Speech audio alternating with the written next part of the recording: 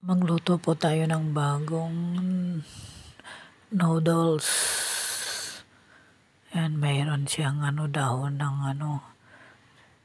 mga gulay, saka itong seaweed. Ayan, yung gulay na kamote. Tapos ampalaya. Ito po yung lutuin ko, Maggi. Ayan, ihalo ko yung seaweed.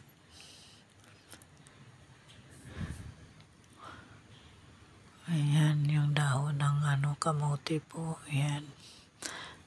Ang ihalo ko dyan, saka ampalaya. Ayan, okay. Luto na po tayo.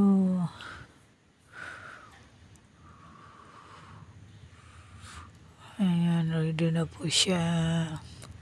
Lagay na natin siya, tapos itapon natin yung tubig.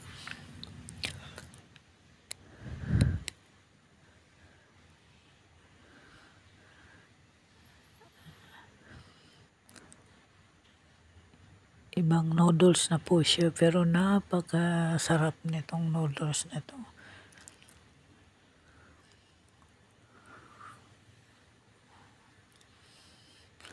Ayan, tinapon ko na yung tubig. Magkulo na naman akong bago tubig. Ilalagay ko na siya.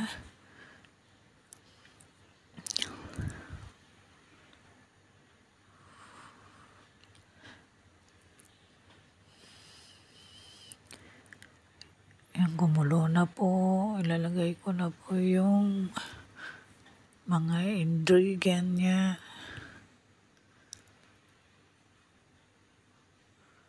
Gulay lang po ang ihalo ko. Ayan, nandyan na. Ampalaya, sili, lahat-lahat nandyan na po. Ayan.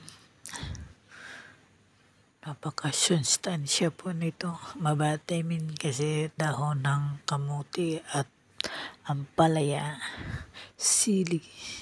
Yan lang po ang aking ilalagay.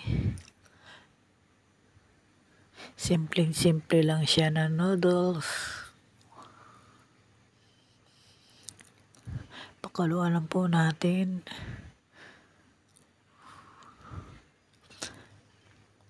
Yan, kung bago lang po kayo sa akin channel, don't forget to subscribe and like and share para updating po kayo sa susunod kong video. Salamat! Ayan na po, kumulong-kumulo na po siya. Ilalagay na natin sa noodle, saka yung seaweed, palm soup. Ayan. Ilalagay ko na siya, huli siyang ilalagay ko. Ayan, kulong-kulo na po siya.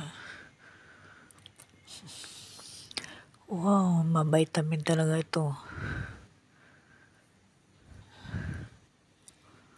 Hindi ko na po siya nilagyan ng prawns. Ganyan lang po ang kanyang ingredients. Para malayo tayo sa cholesterol.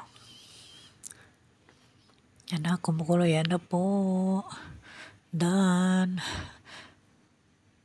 Thank you for watching. Yan na, napaka-yummy. Napakasarap niya. Pwede na tayong kumain.